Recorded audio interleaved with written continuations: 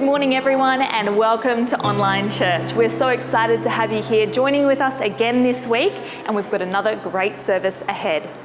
Now next week we're going to be starting a new series as we dive into the book of Galatians together. Now we'd really love you all to be actively involved if possible in this series, and one of the best ways to get involved is through our life groups.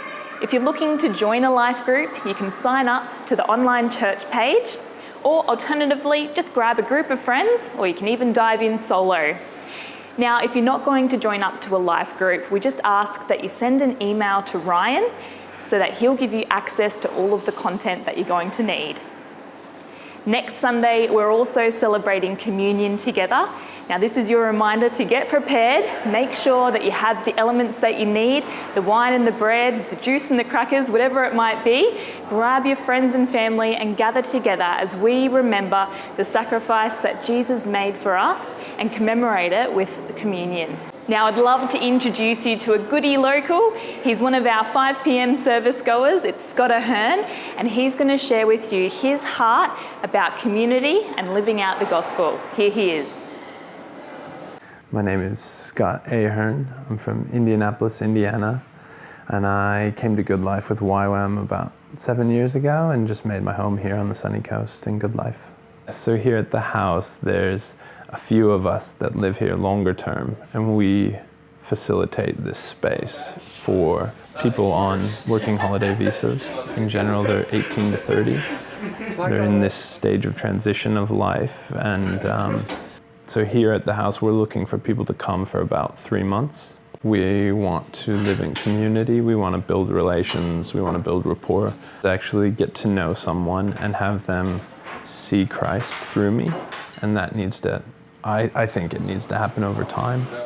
So my week is a lot about maintaining this and hanging out with them and getting to know them, engaging them, and doing things together, cooking meals, and then I also work down the road at Third Place. I'm trying to create a space for Christians to live side by side with other people, and one of my deep, deep desires is for someone to ask us why we live differently, to really live out these ideas that we're talking about and exploring at church and things, and from that perspective then be able to say, or share the gospel, or share, why we have hope and purpose and identity. I think it can be intimidating if you're possibly relying on yourself. I think when your strength comes from God and you have really surrendered to this idea that it's not up to you, that you're not perfect, that you're not in control of a lot of things, that you have this freedom to just engage the space as it is and the people as they are. It's like a potato inside there, and onion and egg and flour and salt. We do a shared meal at least once a week with everyone in the house. And as things are now, we do a Bible study for anyone that chooses to be a part of it, and we do church on Sundays. The meal is a deliberate way of getting everyone together. It's really supposed to be the kind of intro to breaking down walls, to building relationships, to hopefully encouraging one another to serve each other, to share. It's really probably the basis of maintaining some form of direction for the community. It helps prevent us from just becoming individuals that sleep in a relative proximity to one another. Cook for each other, clean for each other, share that time together, which at times will turn into games after dinner, or going out together. It just kind of lays a platform for relationship. And then you make plans, and then you talk about going out to waterfalls or national parks, and just sharing that meal together is a really powerful thing. few of us in the house, we do really connect with Goodlife, and so we walked through that Jesus the Game Changer series that we just did, which was such a great series for us to just put the media up on the TV in the public shared space, and people kind of wandering through and getting interested or sitting down or seeing what it's about, and so we really enjoyed that study. And so that life group Bible study is also a moment for us to join together as kind of the leaders of the house, and continue to keep our vision of what the house is for and where we're heading. And this is an intentional ministry, really. We want to do good things through living here.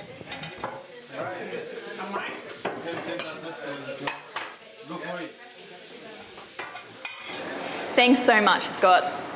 Now, as we are aware, church is looking a little different these days, and as the COVID guidelines continue to move and change and develop, we're really wanting to find the best way that we as Goodlife can navigate this season. We really want everyone to be able to have a voice in this decision-making process. In the YouTube description below, you'll find a link, and that's going to give you the opportunity to have your say. This opportunity will also be available on the Goodlife website, or you may even see it on our social pages as well.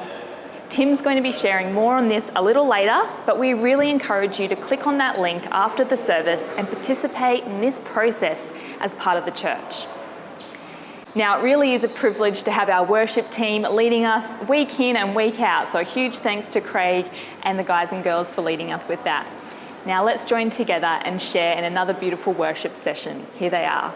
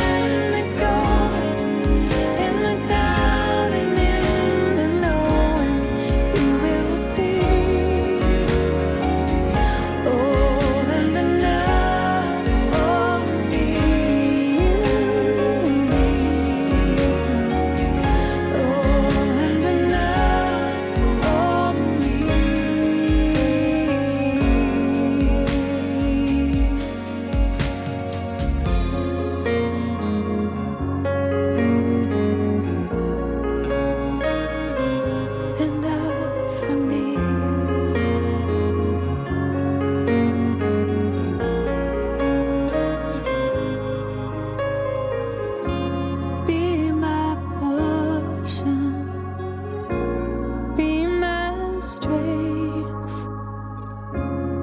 Find me longing for you. Draw me close again.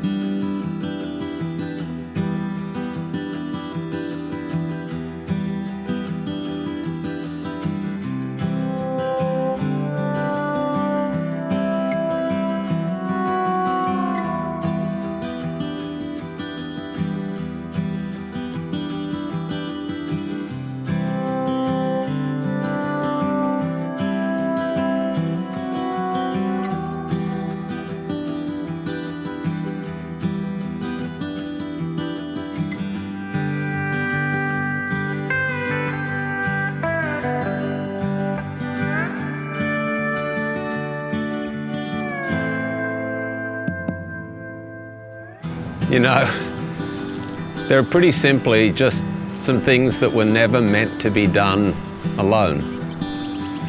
It is actually better when we get to share some things. Now, I know there are things that I like to do alone, and maybe there are for you as well, but we are created for some things together. It truly is better. For some of you who are a part of this gathering today, this bike may hold a little bit of familiarity, but I also understand for some it won't, because it was a few months back that we did a series as a part of Goodlife called Together. What does it mean to be together? Why the together? And we realized that there is something pretty special about together and something that is essential about together. Just that word itself definitely evokes some feelings in us. Together, there's a warmth to it, there's an invitation to it, there's an embrace to it. You know, I actually believe that together was something that God purposed from the very beginning. You know, if I go back to the beginning in the book of Genesis, and that's what Genesis simply means, the beginnings. If I go back there, I discover this God who created, and He created in bounty, and He created in beauty. And when I read that account over and over again, you hear God say, it's good. He created light to separate from darkness, and it was good. He created the earth, and it was good. He created creatures, and it was good. And He creates mankind, and it's good. But then we come to this space in the scriptures that for the very first time, you see God say it's not good. And that's in reference to being alone. God actually says this, it's not good for man to be alone.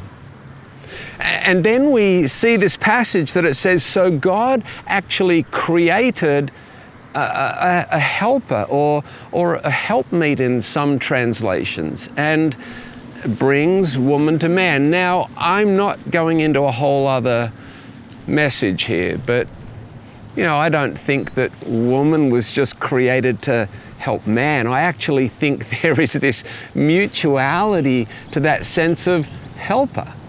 We were created for relationship, with a mutuality to that, a connectedness with one another, a togetherness of equality of both need and supply. But sometimes that just gets reduced to one person being my helper. You know, let's fast forward a few millennia, and we come to this discovery of what it looks like for people to gather as followers of Jesus, a togetherness that comes out of walking with Christ. You know, this is referenced in the book of Acts, chapter 2. It's the beginnings, again, of the church, of the community of believers.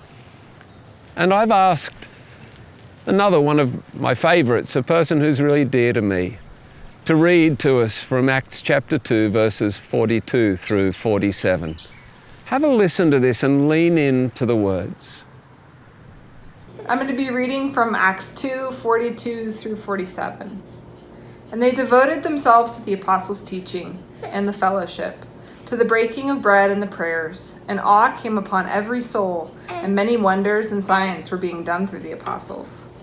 And all who believed were together and had all things in common. And they were selling their possessions and belongings and distributing the proceeds to all as any had need. And day by day, attending the temple together and breaking bread in their homes, they received their food with glad and generous hearts, praising God and having favor with all the people. And the Lord added to their number day by day those who were being saved. Yeah, when I read those verses, there's something that is brought to life in me. It's not just a romantic notion. I think it's the intention of those scriptures that there is a beautiful togetherness.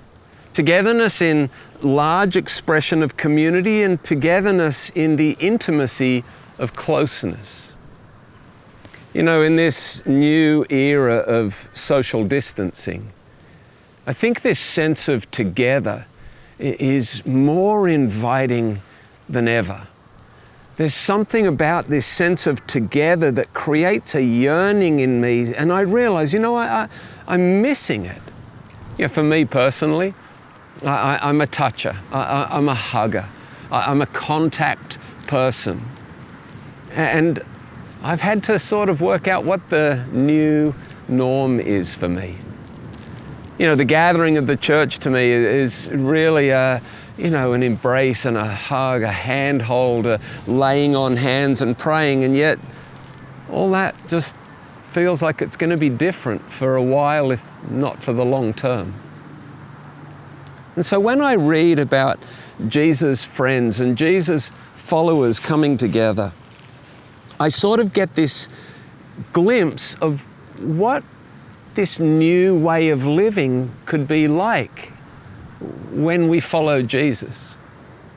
What does it look like to truly be community, to be helpers to one another in this life journey, to be helpmeets to one another within a genuine context of community?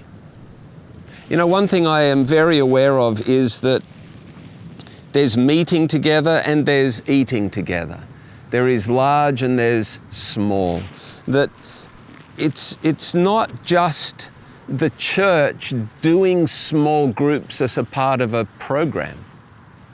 You know, it almost feels like the opposite, that this coming together was this expression of what was happening in individual lives and in small communities. It's almost like, man, we're living and giving and serving and eating, and gosh, there's lots of little groups of us doing that, and let's come together as a bigger expression of that. And so they would meet in the temple grounds and they would meet in one another's homes, and they weren't independent of one another, but rather sort of mutually dependent on each other. And so my hope is that more and more we would actually explore in this season, what does it look like? What's Acts chapter 2 in 2020?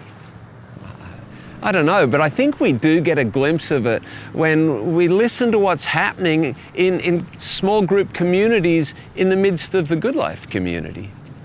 Like what's happening in Scott Ahern's home and in his community. And you'll hear in this that sort of mutual need of the expression. So let's listen in again. Church for us has been really good through COVID. So putting it on the TV upstairs has really engaged more of the people that we're attempting to engage.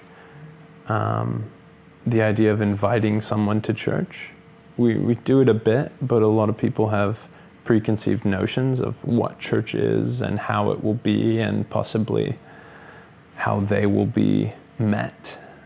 And so for us, we've been doing the 10 a.m. screening of church, and we've got a few of us that live here, and then a few people that are just curious what's happening, and we've had a few friends have come over, and so we've been doing church probably of about 11 of us.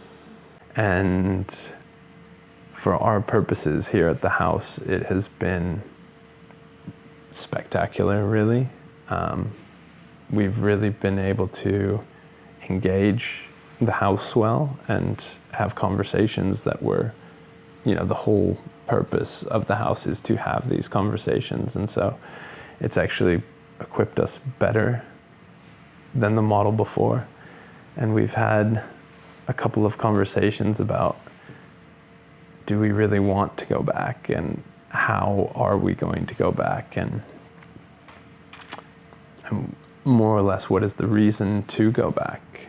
And the old model obviously has its perks, and we do really miss seeing people and our good friends and such, but this new model has some great perks for us as well. And should we do alternating weeks? Should we attend church in mass one week and then church at home the next week, and try to get the benefits of being together with people and being a part of the body of Christ, and also being in a smaller group and engaging individuals and doing, intimate life together?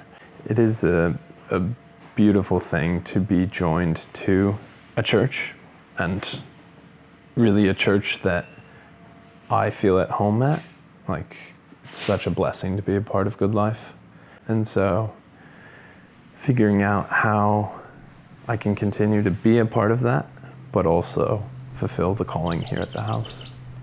There's something so great about hearing what is happening, Scott, in your community.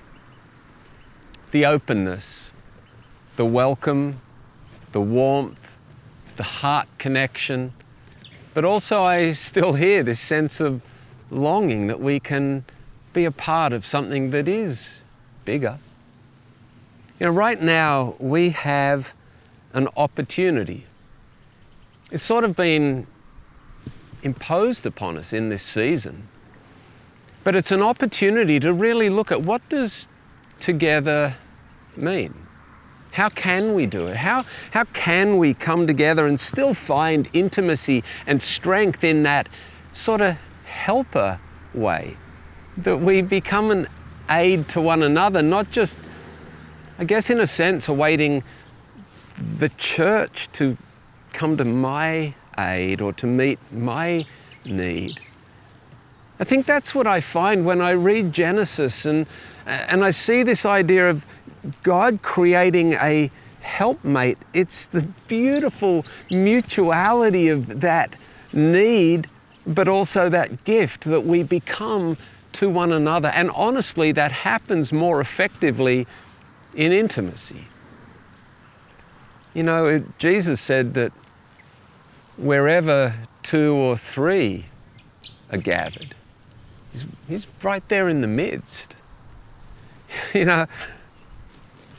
Sometimes I think maybe there's more of God if there was not just 2 or 3, but 20 or 30, or maybe 200 or 300, or gosh, isn't it really His presence when there's 2,000 or 3,000?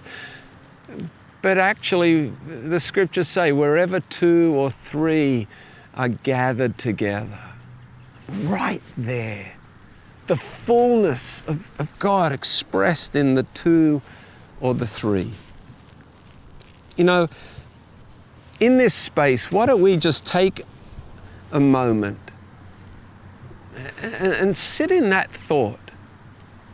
I don't know about you, but sometimes I can look at something or gaze into something so longingly that I don't have, that I miss what I do have. I so long for the newness of something that I miss the beauty of what I've had for so long.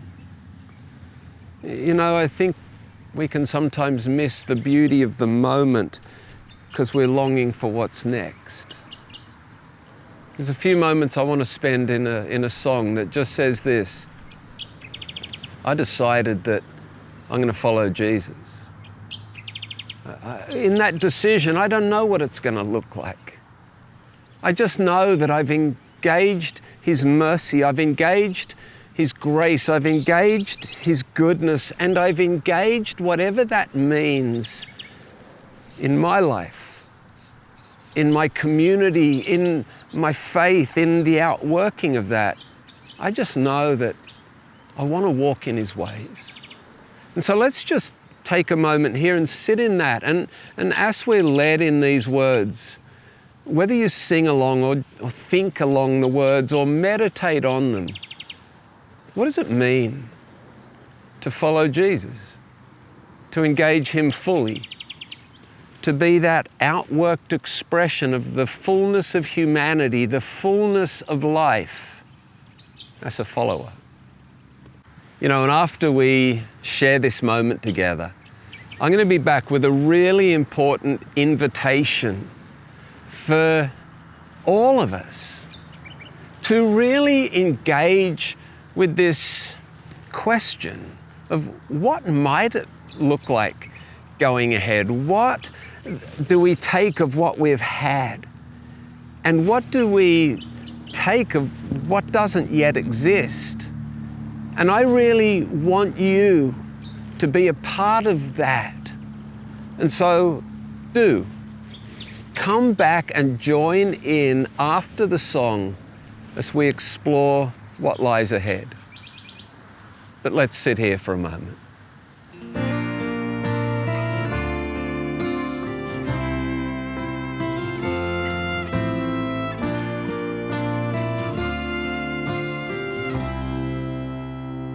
You will not change, so your goodness will not end. You cannot fail, so I will not be overwhelmed. The cross before me, I'll leave the world behind. And though none go with me, Jesus, you'll be mine. Jesus, you'll be mine.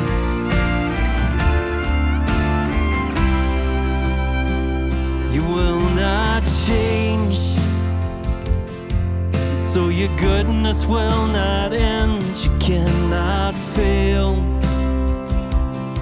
so I will not be overwhelmed. The cross before me, I'll leave the world behind. And though none go with me, Jesus, you'll be mine.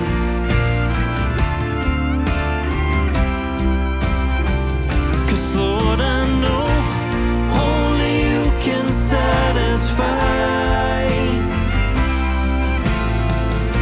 and only you are my supply. I will follow where you lead me, where your promises will meet me. I'm not turning back, no turning back. No, I'm never turning back.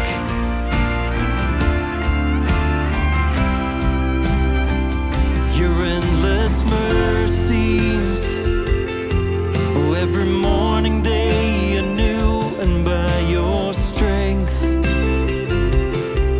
well, any mountain can be moved in sweet surrender. Lord, I will choose, and though none go with me, I will follow you.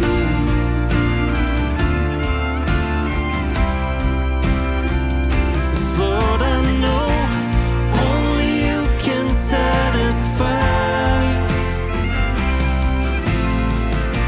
and only you are my supply. And I will follow where you lead me, where your promises will meet me. I'm not turning back, no turning back.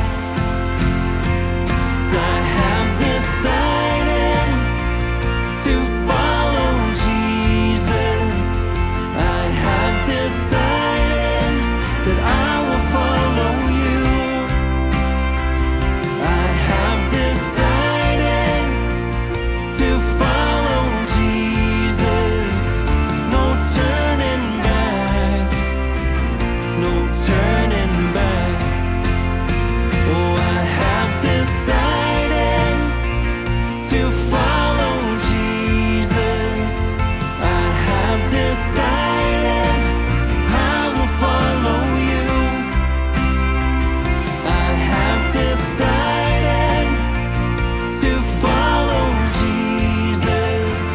No turning back. No turning back. No turning back. No turning back.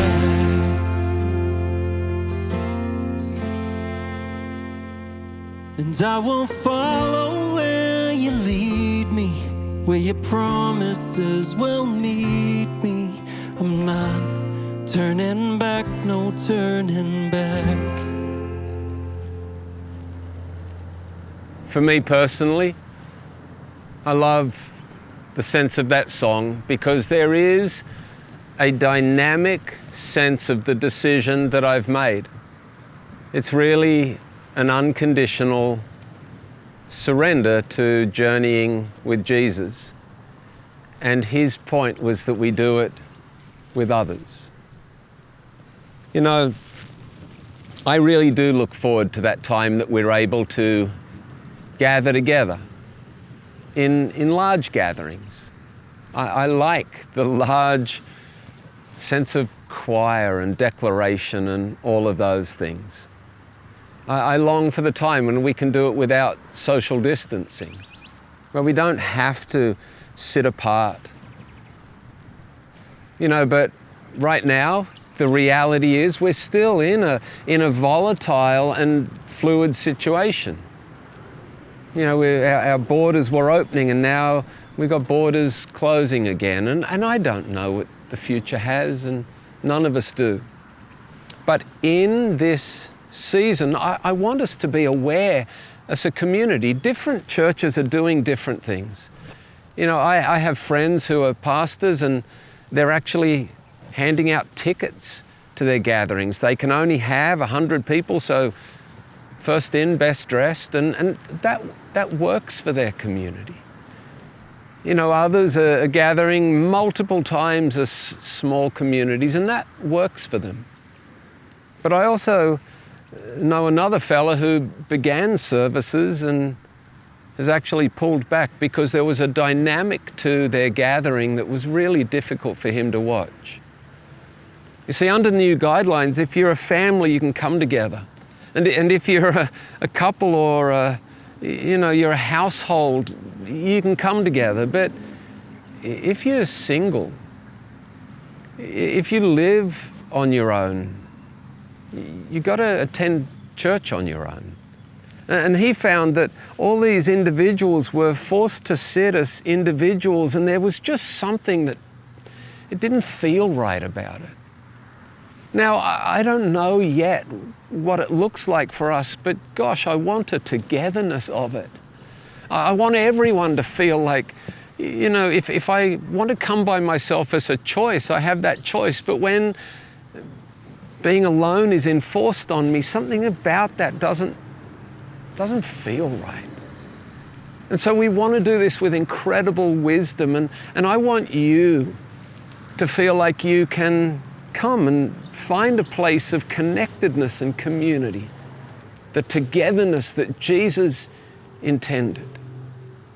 So what we're engaging is sort of the voice of our community.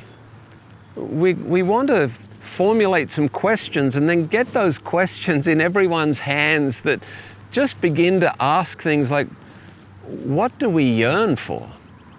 What have we missed? What have I learned in this season? If I was given the liberty to dream, what might it look like? And so I really am asking you, if you consider yourself a part of this Goodlife community, even if you're new to Goodlife and you've discovered us in this space and you're part of a digital community at this time, I'm going to invite you to engage the questions too. There's going to be a link that's on this YouTube channel. It's going to be in our social media that gives you the opportunity to connect into those questions, to sort of have a voice that shapes who we are, what we take hold of, what we let go of, what we expect, what we dream about. Would you please connect and engage in that sense. You know, I know there are friends of ours, part of this Goodlife community. We heard them share a couple of weeks ago. And they said that in their experience in China, the church thrived in 2s or 3s. You know, and I think there's a thriving in the both and, as Scott alluded to. So would you please come and join in the togetherness of journeying this in a healthy manner? You know what is genuinely exciting to me in that passage of Acts chapter 2? You know, I do get a sense of excitement when I read about the giving and the sharing and the eating and the gathering and this real sense of community, but probably more than anything, the end of verse 47 just grabs me. And it's the bit that Holly read that says this, and their numbers were added to daily. You know? And it wasn't just that more and more people came to their congregational gathering, but the kingdom of God kept advancing. People were engaging what they were seeing these believers engaged in together and saying, I want in on that. I want to be part of that. And you, honestly, you may be part of this little digital platform and you wouldn't come to a big gathering. But hey, I want you to just realize that you are part of something much bigger, an enormous expression of life and love that is not just a home or a gathering, but much rather than that, much bigger. Like you look at the expanse of this and you realize that you are a part of a movement of life and love and grace and forgiveness and community and togetherness. And so, can we walk into this together? Can we walk into the whatever is ahead with one heart, with one mind, and with a deep expectation to love, to engage together? Because some things were just never meant to be done alone.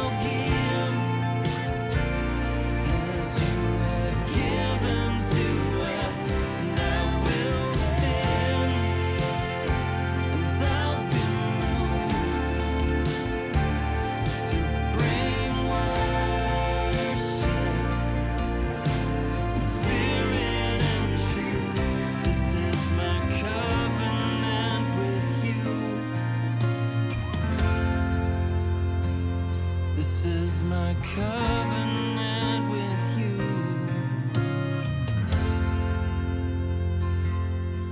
That I will live my life for you and love just like you do, and give as you have given to me. That I will stand on words of truth. I'll be moved by all that moves you, and worship with my life and not a song, and be completely yours. I wanna be completely yours.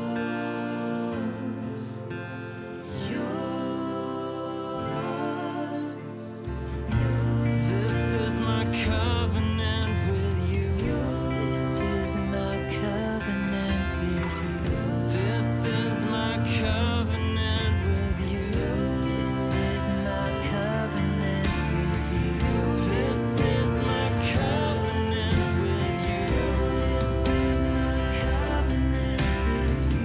This is my covenant with you. This is my covenant with you. This is my covenant with you. This is my covenant with you. This is my covenant with you. That I will live and I will love and I'll give as you have given to us, and I will stand and I'll be moved to bring worship, spirit and truth. This is my covenant with you. This is my covenant.